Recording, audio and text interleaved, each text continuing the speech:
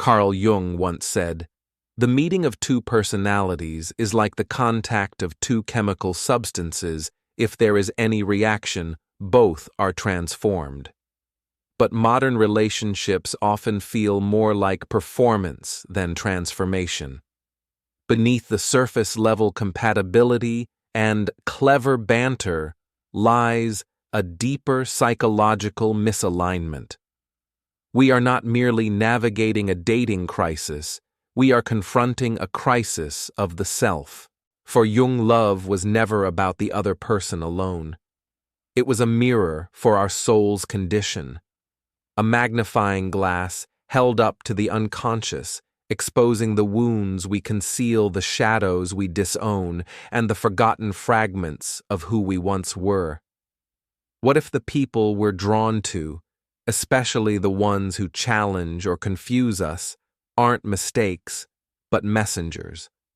What if love's chaos isn't a problem to be solved, but a pattern to be understood? Modern dating, for all its innovations and digital efficiency, is quietly unraveling us. It offers instant access, but not intimacy. It gives us more options, but less clarity.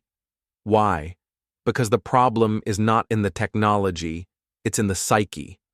We are not just dating other people, we are dating our unconscious. Carl Jung taught that until we bring the unconscious to light, it will govern our lives, and we will call it fate.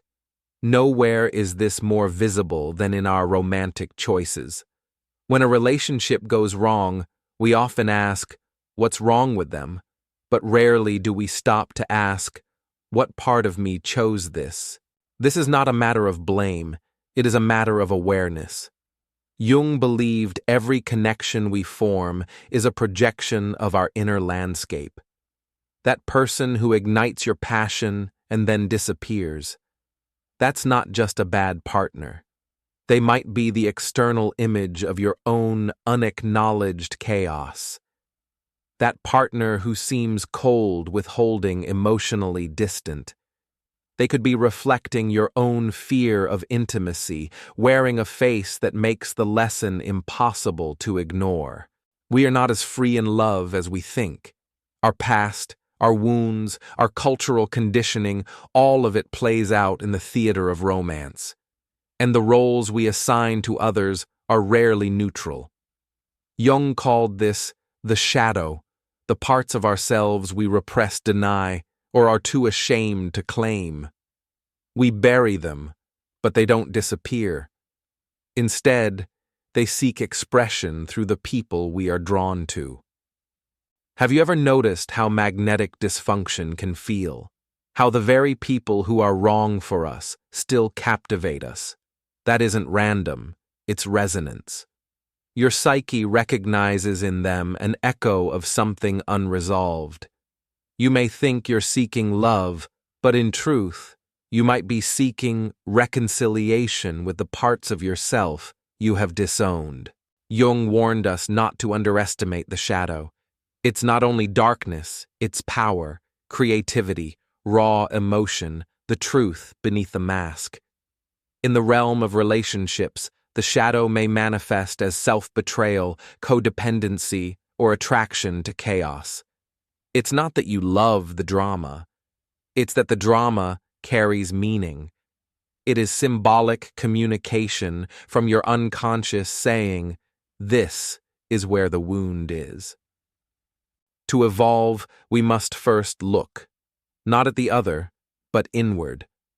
When you find yourself repeating patterns, chasing emotionally unavailable partners, clinging to those who hurt you, shrinking yourself to be loved, it's not a sign you're unlovable.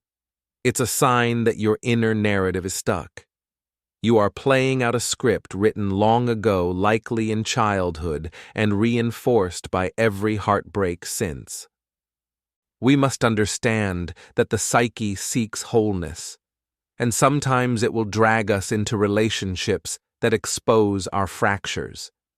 This doesn't mean we should tolerate abuse or stay where we are harmed, but it does mean we must ask deeper questions before we simply walk away. Questions like, what part of me was trying to be healed through this? What unmet need was I projecting onto this person? You see, most of us aren't dating from our conscious self. We're dating from our survival self, from the child who wasn't held, the teenager who was rejected, the adult who fears being truly seen. And when we don't pause to meet these parts within, we demand others do it for us. This is why relationships so often feel like emotional battlegrounds. They are not simply unions of two individuals. They are collisions of two unconscious systems, each demanding to be seen, soothed, and validated. Jung believed that love could be the most potent catalyst for individuation, the process of becoming whole.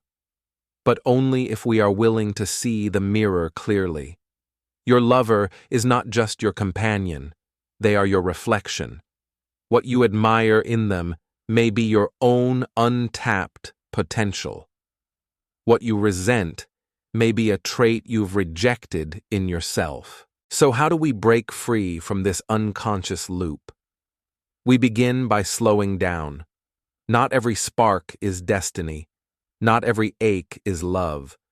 We must learn to sit with our longing without instantly seeking to soothe it through another. The pause is where power is found. It is in that sacred space of reflection that we can ask, am I drawn to this person because of who they are, or because of what I lack? The more we turn inward, the clearer our outer world becomes. As we learn to hold our own wounds with compassion, the less we need others to carry them for us. This is the beginning of conscious love, not love that completes us, but love that meets us. And when we arrive at that place, we no longer fear the end of a relationship, because we know we carry the relationship to ourselves wherever we go. This is the path Jung pointed toward, not an escape from suffering, but a deeper embrace of it as the source of our greatest insight. To love wisely, we must love consciously. And to do that, we must first love all the parts of ourselves we've long left in the dark. When we think of love, we often imagine two distinct souls coming together, complementary halves seeking union. Yet beneath the surface of every romantic attraction lies a deeper, more mysterious dynamic. Carl Jung called this the interplay of the anima and animus, the unconscious feminine within the man and the unconscious masculine within the woman. These inner archetypes are not about gender roles, but about psychological energies receptive and assertive, intuitive and rational, soft and strong, that live in each of us. This dance between anima and animus shapes not only whom we are drawn to, but also how we experience love itself. Often, we mistake these inner projections for the real person before us, and it is here that much of modern dating's confusion originates. Imagine meeting someone who seems to embody the qualities you feel you lack: the calm decisiveness you admire, the emotional depth you crave, the confidence you envy. Instantly, you are drawn not necessarily to who they truly are, but to the image they awaken inside you.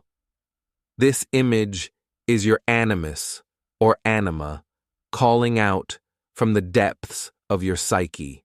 For example, a woman's animus may appear as a voice of reason, discipline, or even a harsh inner critic when unintegrated.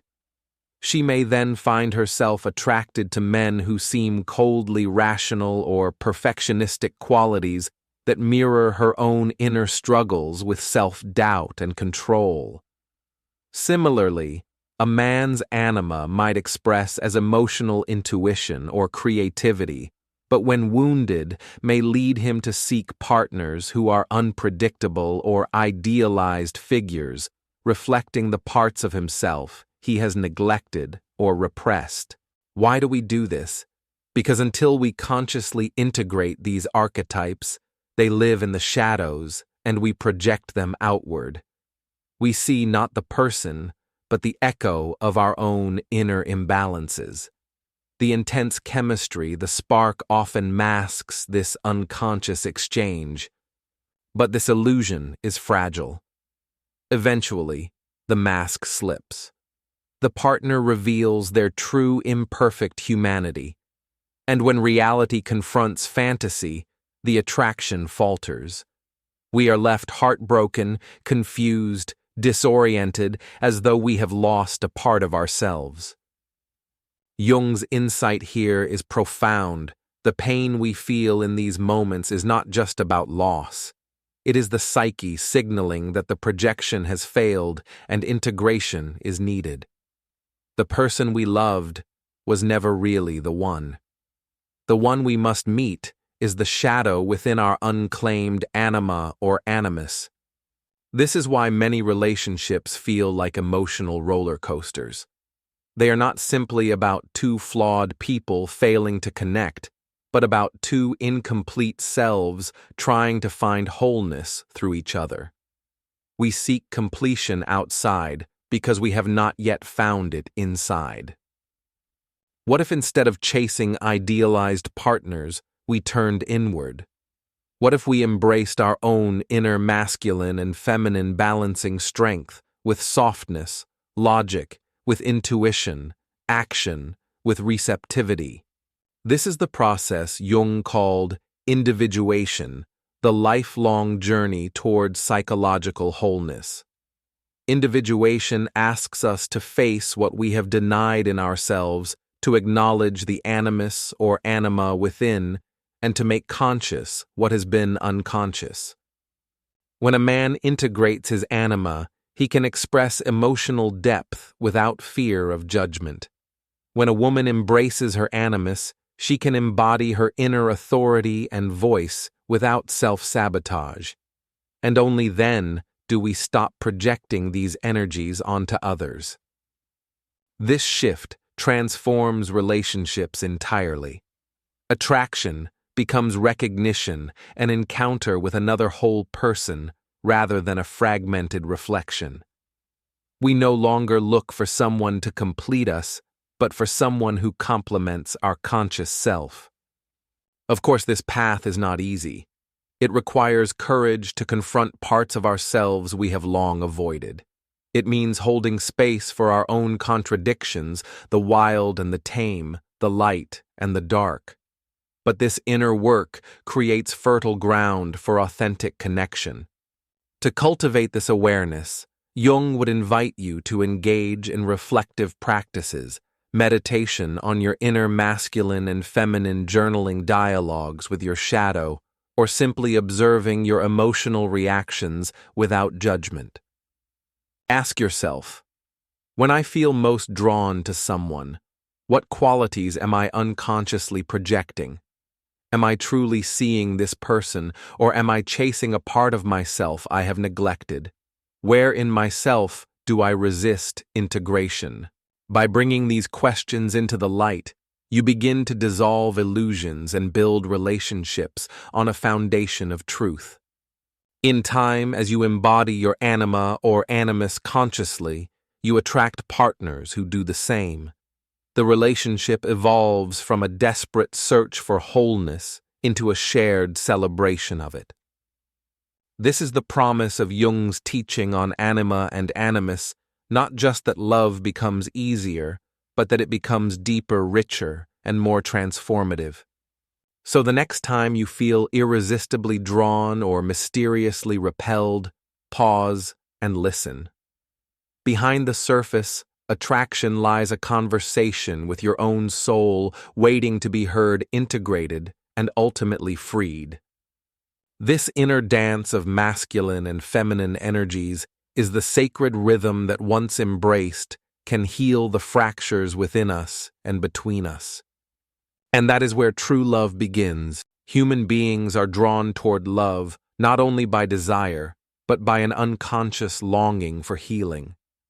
Yet all too often, this longing is shadowed by scarcity, a deep-seated belief that love is something to be earned, fought for, or withheld. This emotional scarcity shapes much of the turmoil in modern relationships. Carl Jung taught us that beneath every recurring pattern lies an unresolved, complex emotional wounds that have not been integrated into consciousness.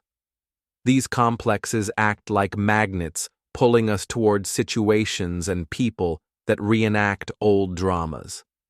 The partner who disappears just when you need them most, the constant fear of abandonment, the silent battles for approval, these are not coincidences. They are the psyche's way of replaying the unfinished business of our inner world. Consider the ways scarcity manifests the voice that whispers, "I am not lovable unless I perform," or "I must shrink to be accepted," or "I am doomed to be abandoned." These messages are often planted in childhood when we first learned what it meant to be loved or unloved. They become the scripts we unknowingly follow, dictating whom we choose and how we behave. But what if I told you that these patterns, painful as they are, have a purpose? Even our suffering serves the psyche's demand for wholeness. Jung called this process individuation, the journey toward becoming whole by integrating all parts of ourselves, including those we have hidden away in shame or fear.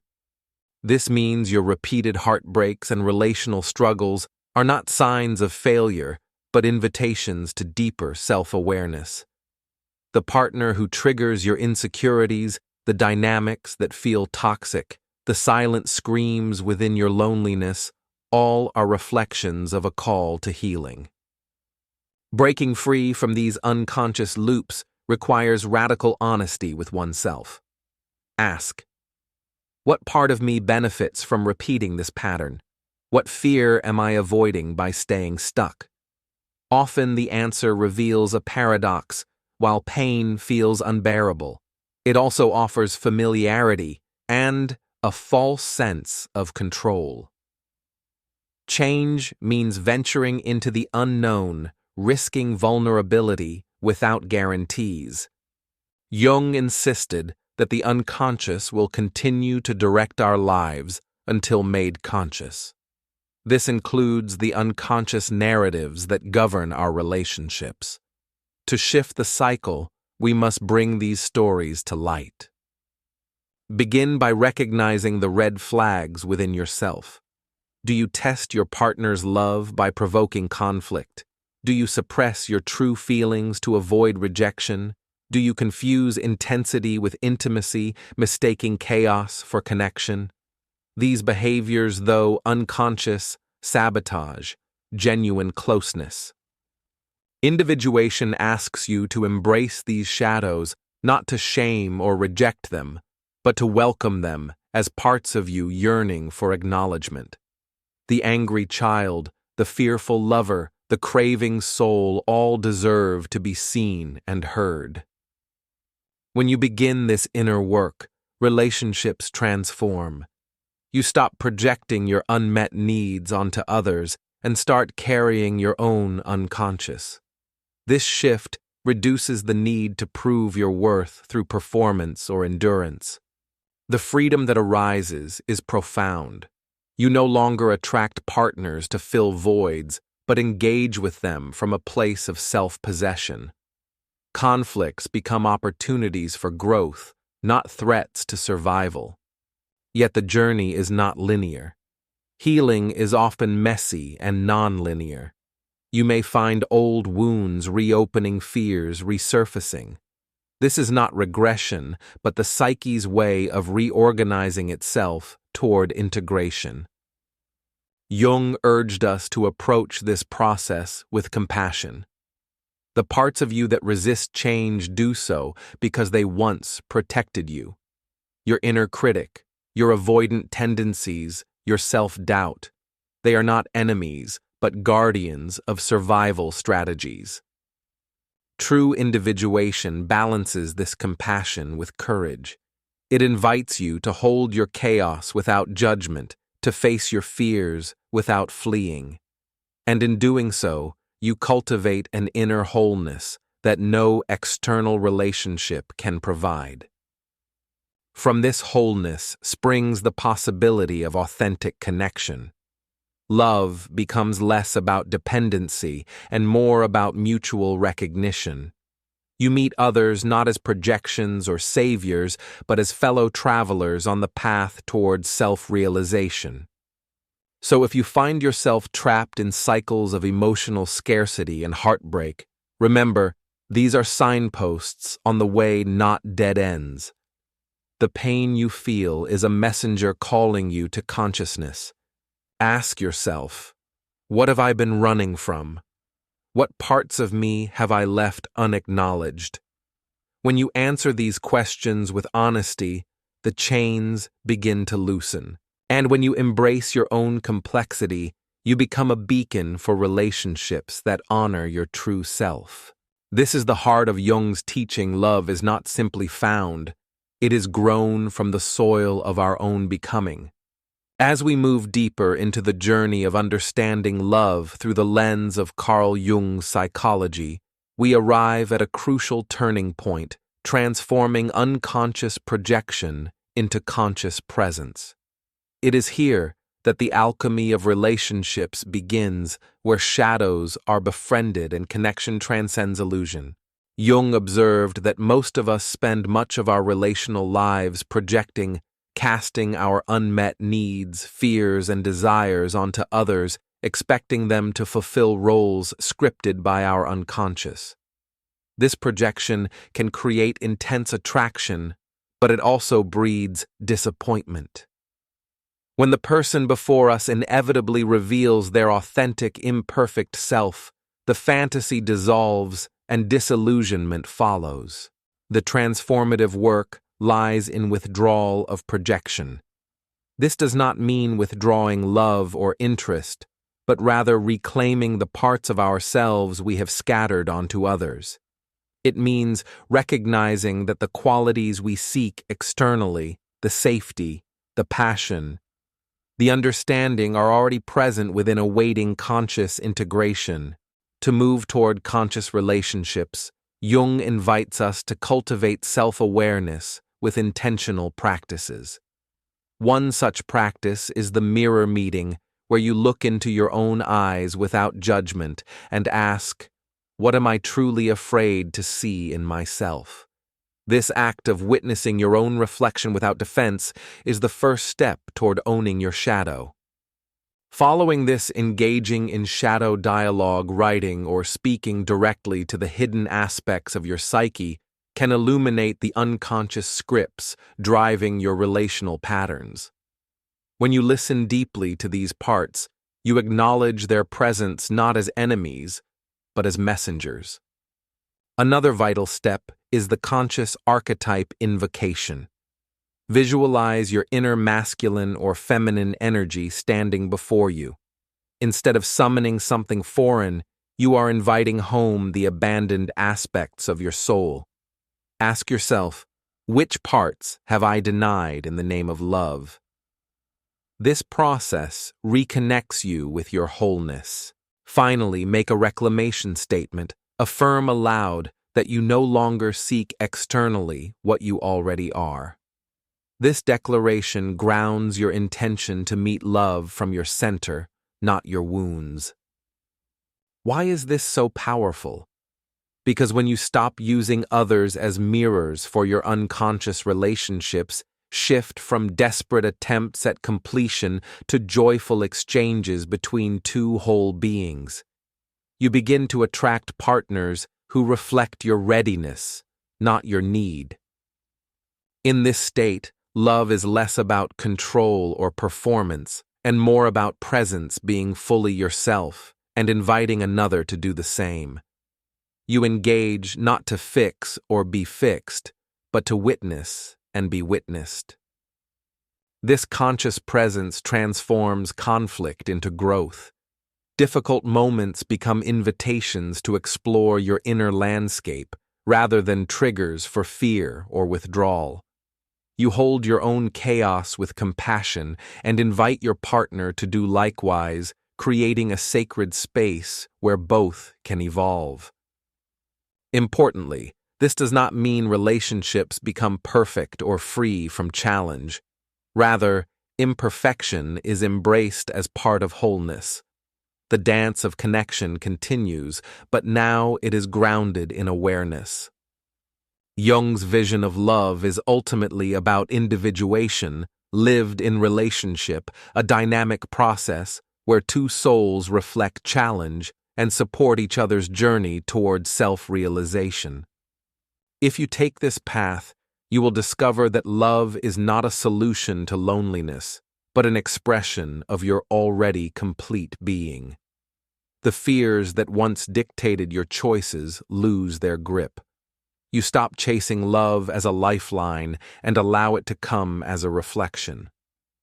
Imagine dating from this place, not searching for someone to fill your void, but meeting another who honors your fullness, where attraction is recognition, not reaction, where vulnerability is strength, not weakness. This is the heart of Jung's hidden advice for modern relationships. It is an invitation to slow down, look within, and transform your experience of love from a battlefield of shadows into a sacred dance of light and depth. As you embark on this inner work, remember that transformation takes time and patience. Be gentle with yourself, celebrate small victories, and trust that each step forward deepens your capacity to love not just others, but yourself. In the end, the journey is not about finding the one, but becoming the one who can love consciously and wholly. This is the gift Jung offers, a blueprint for healing the fractures within us and weaving them into a tapestry of authentic connection. If this resonates with you, consider integrating these practices into your daily life. Let love become not a distant hope, but a living presence that grows from the roots of your own self-awareness. And as you walk this path, may you find not only love, but also liberation, the freedom to be fully seen, fully known, and fully loved. As we close this exploration into the depths of love and the psyche, remember this love is never simply found outside. It is born from the courage to look within. Carl Jung taught us that until we make the unconscious conscious, it will direct our lives, and we will call it fate. The patterns you've lived, the choices you've made in love, they are not accidents, but echoes of your inner world. But here lies the hope and the power. By bringing awareness to your shadows, your projections, and your unhealed wounds, you begin to reclaim your wholeness. Love then ceases to be a desperate search for completion and transforms into a conscious dance, a meeting of two whole beings, each embracing their complexities and inviting the other to do the same. This is the path of individuation in relationship, where love becomes less about fixing, more about seeing, less about dependency, more about freedom, less about performance, more about presence. It is not an easy path. It demands patience, honesty, and kindness toward yourself. You may confront fears you have long avoided and parts of yourself you wish to forget. Yet it is precisely in this courageous embracing of your inner world that true transformation begins. So, as you leave this space, I invite you to carry this insight with you. The one you have been searching for is already within. The chaos and longing you feel are signposts pointing you toward integration and healing. If this video has stirred something in you, an insight, a question, or a deep sense of recognition, I encourage you to stay with the work. Journal your reflections. Explore your shadows. Practice the rituals we discussed. The journey inward is the greatest journey you will ever undertake. And if you found value here, please take a moment to subscribe to my channel. Together, we will continue to explore where soul meets psyche, where love becomes a path to self-realization, and where your journey truly begins. I also invite you to share your thoughts and experiences in the comments below. What parts of yourself have you discovered through love? What patterns are you ready to release? Your voice matters not only to me, but to the community of seekers walking this path alongside you. Remember, you are not alone. In the brave act of self-awareness and conscious love, we find connection both within and without. Thank you for being here. I look forward to walking this journey with you.